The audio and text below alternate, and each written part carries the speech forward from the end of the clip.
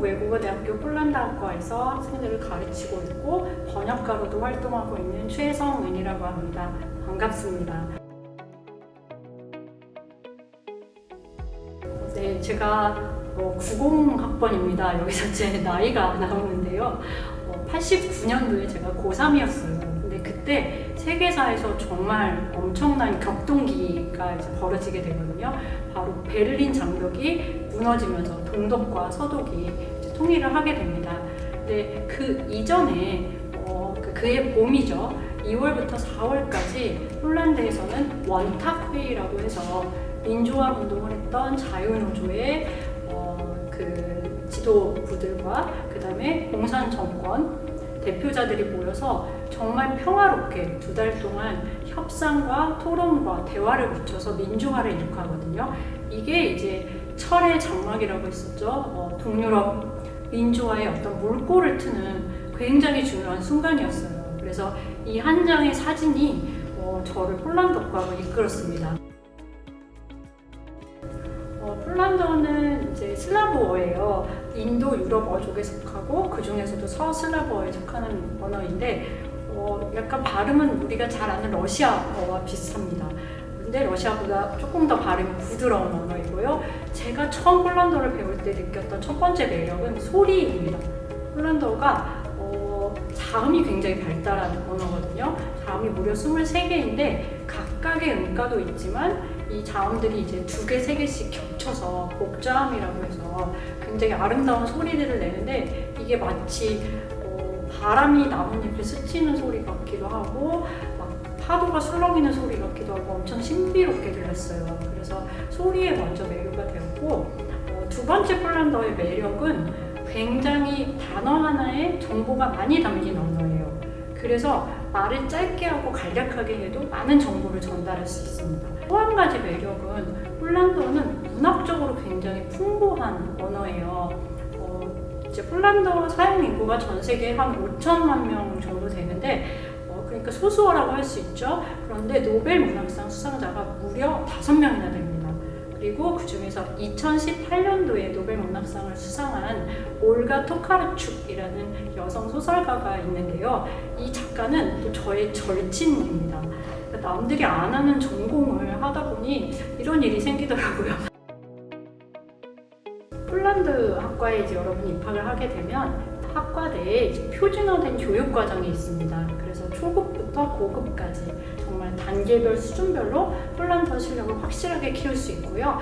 이거 외에도 이제 우리가 폴란드와 교류를 하거나 폴란드인들을 만날 때 정말 중요한 것이 그들의 정서와 취향과 어떤 문화 이런 것들을 이해하는 것이잖아요. 그래서 폴란드의 정치, 사회, 경제, 문화 다양한 것들을 학습할 수 있는 그런 지역과 교과목들을 함께 배웁니다.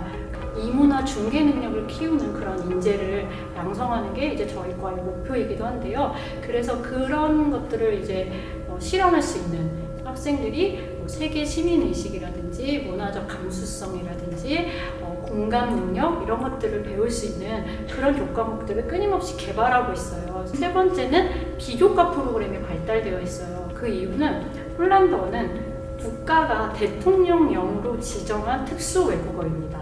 다시 말해서 국가 발전을 위해 전략적으로 꼭 이 인재를 양성해야 하는 그런 언어에 속하기 때문에 교육부 재정 지원을 받아서 정말 다양한 그 비교과 프로그램을 하고 있어요. 또 저희 과가 장학금이 정말 많은 거예요. 제가 볼 때는 아마 외대에서 제일 많지 않을까 싶은데 그 이유는 국내 유일 학과이기 때문입니다. 폴란드 정부가 정말 많은 관심을 가지고 폴란드 교육부가 여러 가지 장학금을 주고 있는데 대표적인 거 하나만 소개할게요. 폴란드 서머스쿨 장학금이 있는데요. 1년에 보통 20명에서 25명의 학생이 이 혜택을 받아요. 이건 뭐냐면 폴란드의 여름에 이제 폴란드 유수의 대학에서 열리는 서머스쿨에 한 달 동안 갑니다. 학생이 준비할 것은 그냥 비행기표 그리고 물 마실 용돈만 있으면 되고요. 가면은 이제 숙소와 식사, 삼시세끼 식사를 다 제공해주고 아주 잘 짜여진 어학 프로그램과 그 다음에 오후와 주말에는 근처를 관광하는 그런 프로그램까지 다 갖춰진, 그래서 한 달 동안 폴란드에 완전히 몰입해서 폴란드어를 배우고 돌아올 수 있는 그런 장학금도 갖고 있습니다.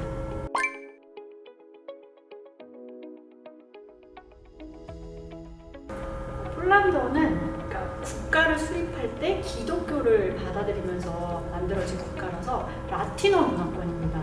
예, 그러다 보니까 우리가 익숙한 영어에서 사용하는 라틴어 알파벳을 그대로 씁니다.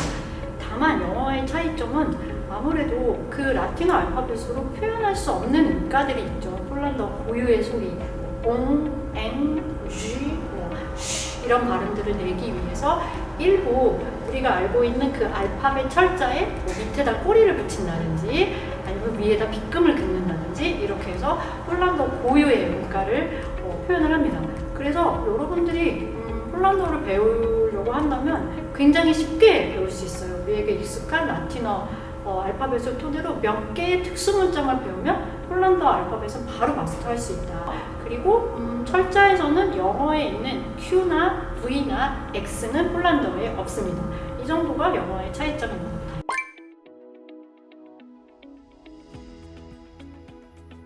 네, 폴란드 인사말이 굉장히 중요한 게요. 여러분들이 여행을 하다가 폴란드인을 만나잖아요. 그러면 폴란드어로 말하는 외국인을 보면 그렇게 좋아합니다. 이제 폴란드인들이 자국어에 대한 어떤 자부심이나 이런 것들이 많아서 굉장히 반가워하고 비즈니스를 할 때도 폴란드어가 능통하지 않더라도 약간의 폴란드어 인사말만 하면 분위기가 훨씬 부드러워지고 협상을 잘할 수 있어요. 그래서 몇 가지 인사말을 가르쳐 드리도록 할게요. 일단 안녕하세요 라는 인사. 네, Dzień dobry, Dzień dobry. 네.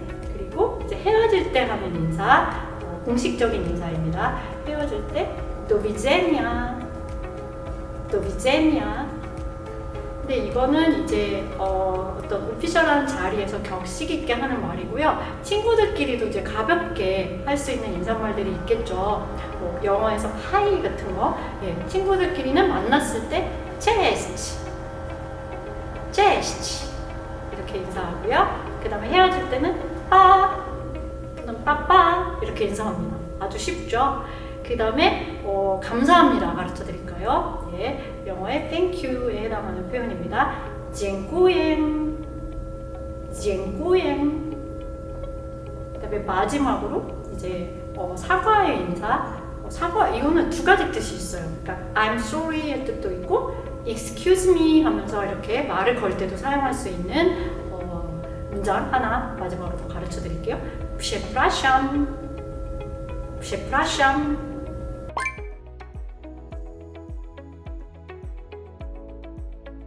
폴란드는 지정학적으로 러시아와 독일 사이에 위치한 나라입니다.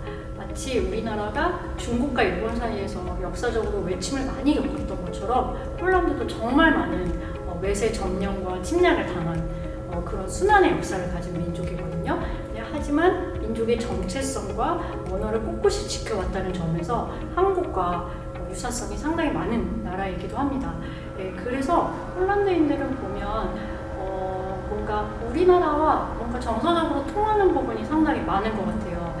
예를 들면 사람 좋아하고 정 많고 술 잘 마시고 춤과 노래를 즐기는 흥이 많은 민족이라는 거, 이런 점에서 굉장히 닮았는데, 그래서 한국과 폴란드의 닮은 성향을 가지고 이걸 잘 드러낼 수 있는 속담이 하나가 있어요. 뭐냐면 손님이 집에 온 것은 신이 집에 온 것과 같다 라는 폴란드 속담이 있습니다. Gość w dom, Bóg w dom 이라는 그런 속담인데요. 그러니까 얼만큼 폴란드인들이 손님을 환대하고 정말 극진하게 생각하는지 알 수 있죠. 그래서 실제로 폴란드인들에게 있어서 최고의 손님 족대는 뭐 레스토랑이나 이런 데서 초대하는 게 아니라 집으로 불러서 상다리가 휘어지게 음식을 차려놓고 음식을 대접하는 문화가 있고요. 저는 유학 시절에 정말 그런 따뜻한 정을 많이 느꼈던 것 같아요. 친구 집에 초대받아서 가면 폴란드 어머니들이 꼭 한국 엄마들하고 똑같아요. 너 유학생이니까 잘 못 챙겨 먹지 하시면서 집에 갈 때 정말 많은 음식을 바리바리 싸주시거든요. 예, 그래서 이런 것을 보면 정말 사람 좋아하고 다정하고 따뜻한 그런 폴란드인들의 민족성을 엿볼 수 있고 또 한국과도 좀 통하는 점이 많은 속담이 아닐까 생각합니다. 외국어를 학습할 때는 자기가 어떤 성향의 학습자인지를 먼저 파악하는 게 중요한 것 같아요. 저 같은 경우는 굉장히 전형적인 오디터리 러너예요. 청각적 학습자예요. 그래서 뭔가를 귀로 듣고 인지해야만 이게 외국어가 잘 습득되는 그런 성향을 갖고 있어서 저는 일찌감치 그걸 알았던 것 같아요. 그래서 제가 대학 시절에 폴란드어로 공부할 때는 이제 뭐 인터넷도 없던 시절에 20세기였으니까요. 그때는 이제 폴란드 영화를 비디오 테이프로 이렇게 보면서 배우들의 대사를 막 그대로 따라하고 그런 훈련을 했었고, 그 다음에 이제 폴란드 원어민 교수님을 찾아가서 그 본문을 이제 읽어달라고 부탁을 드리고 이거를 카세트 테이프에 녹음을 했어요. 그래서 당시에는 이제 워크맨이라고 해서 이렇게 휴대폰 끼고 이렇게 듣는 어떤 녹음기 같은 게 있었는데 그걸로 수시로 들으면서 그 폴란드인의 어떤 억양이나 리듬이나 멜로디나 이런 거를 그대로 성대모사 하듯이 따라하는 그런 훈련을 했는데 그게 굉장히 많이 도움이 되었거든요. 그래서 여러분도 내가 오디터리 러너인지 아니면 비주얼 러너가 있을 수도 있어요. 그러니까 시각적 학습자 또는 키네스테틱 러너라고 해서 신체 활동형 학습자, 뭔가 체험을 하고 내가 그 상황에 놓이면 그 언어가 잘 습득이 되는, 그래서 어떤 성향인지를 파악하고 또 사람에 따라서는 이 학습법과 이 학습법을 결합했을 때 시너지가 나기도 하거든요. 그래서 그런 점을 좀 잘 파악하는 게 첫 번째고요. 두 번째는 그 언어와 친해지기 위해서 내가 좋아하는 취미가 있잖아요. 그러면 그거를 자기의 전공 언어와 연계시켜서 찾아보는 거. 마지막으로 제가 하고 싶은 이야기는 21세기 초 연결 시대에 한국이라는 나라에서만 활동하기는 너무 무대가 좁잖아요. 그래서 폴란드라는 어떤 새로운 세상을 만나고 시야를 넓히고, 그래서 그 폴란드어와 그 폴란드라는 나라를 매개체로 정말 글로벌 무대에서 꿈을 펼치고 싶은 그런 미래의 수험생들이 있다면 저희 과에 문을 두드려주면 감사하겠습니다.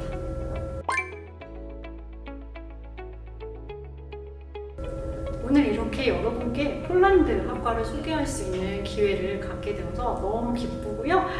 마지막 인사는 우리 아까 배웠던 인사로 함께 마무리해볼까요?